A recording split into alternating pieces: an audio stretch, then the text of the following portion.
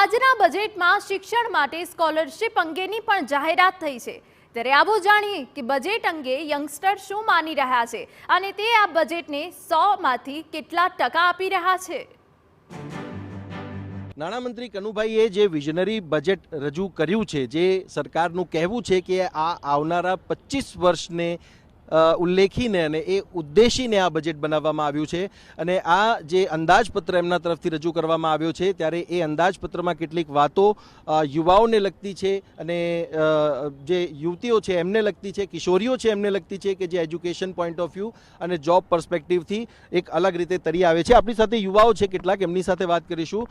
આ જે બજેટ છે, અંદાજપત્ર છે, હજુ તો બજેટની ઓફિશિયલ એ પ્રકારની જાહેરાત નથી, પરંતુ આ જે અંદાજપત્ર છે, અંદાજપત્રમાં જે ડ્રોપઆઉટ રેશિયો એક પ્રકારે વધી રહ્યો હતો એને ઓછો કરવા માટેનું એક પ્લાનિંગ કરવામાં આવ્યું છે, જે સ્કોલરશિપની એની વાત કરવામાં આવી છે। તમારું શું માનવું છે, આ કેટલું યુઝફુલ રહેશે?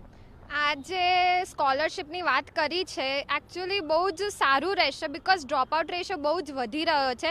લોકો આર્થિક રીતે એજ્યુકેશન અફોર્ડ નથી કરી શકતા, તો જે મહિલાઓ છે કે જે લોકો છે એ લોકો માટે જે સ્કીમ આપી છે કે 12વી પૂર્ણ કરશે એના પછી 50,000 રૂપિયાની તેમને મદદ કરશે, એ બહુ જ સારું કર્યું છે અને વધારેમાં વધારે લોકો હવે એજ્યુકેશન લેશે અને લિટરસી રેટ પણ આપણું વધશે। અચ્છા, તમારું શું માનવું છે? જે બજેટની વાત છે એમાં ખાસ કરીને કઈ બાબત તમને એવી લાગે છે કે નહીં આમાં કંઈક એવું છે કે જે આગળ એનાથી ફાયદો થશે?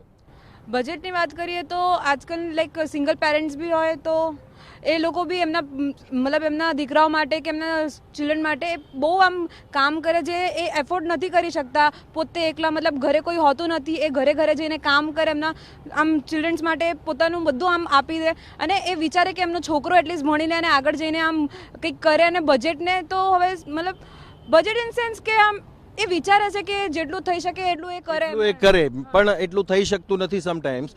તમારું શું માનવું છે કે જે પ્રકારે આ એજ્યુકેશનની વાત છે કે ભાઈ ચલો વધારેમાં વધારે લોકો ભણે, કારણ કે યુવા એ દેશનું ભવિષ્ય છે, તો આનાથી તમને શું લાગે છે, શું કરવું જોઈએ અને ખરેખર આજે કર્યું છે એનાથી કેટલો ફાયદો થશે?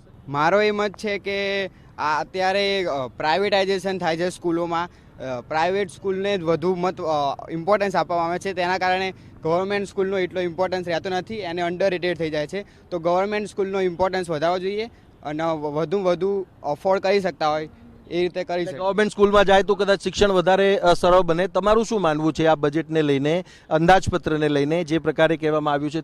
કઈ બાબતો તમને લાગે છે કે જે તમારા તરફથી સજેશન હોઈ શકે છે? કારણ કે આ તો સરકારનું વિચારવું છે, કદાચ મંતવ્ય લઈને કર્યા છે। आजकल मोनोपोली वधी गई है, मोस्टली सब प्राइवेट स्कूल्स में है ना फीस ज़्यादा होती है और उसकी तरह कोई पढ़ नहीं पाता, जिसको अफोर्ड करना होता है वो नहीं कर पाता और गवर्नमेंट स्कूल्स में बहुत कम जाते, वो लोग प्रीफर स्कूल्स फक्त स्कूल नहीं, कॉलेजेस में पण हाँ कॉलेजेस में भी मोस्टली ऐसे जो गवर्नमेंट स्कूल है वहाँ के इंफ्रास्ट्रक्चर बराबर नहीं होते या तो स्टडी का कुछ होता है, तो मोस्टली सब प्राइवेट ही प्रीफर करते, उसमें बहुत ज़्यादा डिफरेंस आ जाता है। डिफरेंस आवे छे तो बात अहींया જ્યારે રોજગારીની પણ કરવામાં આવી છે, ત્યારે જે સેક્ટર્સ ઇન્ડસ્ટ્રીયલ ડેવલપમેન્ટની વાત કરવામાં આવે છે, તો જોબ પર્સપેક્ટિવથી પણ આપણે જોઈએ, ચલો એજ્યુકેશન તો થઈ ગયું પણ એના પછી જોબનું શું, તો એ બાબતને લઈને તમે શું માનો છો?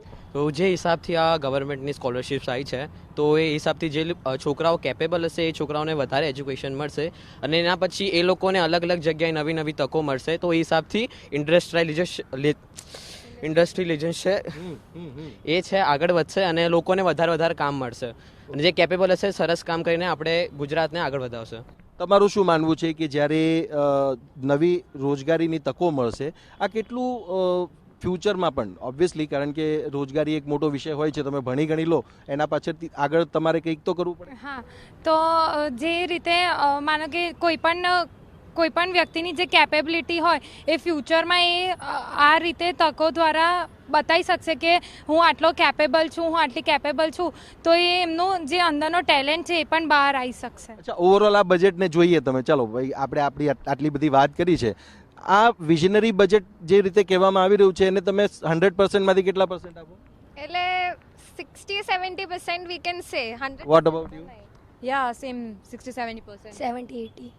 ઓકે, તમારું? 70%। તો 70-80% ની જ વાત છે અને આ જે બજેટ છે, બજેટ માટે જે પ્રકારે કહેવામાં આવી રહ્યું છે, જે યોજનાઓની વાતો કરવામાં આવી રહી છે, ત્યારે યુવાઓનું આ સજેશન છે કે ફક્ત સ્કોલરશિપ આપવાથી નહીં, પરંતુ એજ્યુકેશનને વધુ સરળ અને સસ્તું કરવાની પણ જરૂર છે। કેમેરામેન નટવર પરમાર સાથે સચિન પાટીલ, TV9 અમદાવાદ.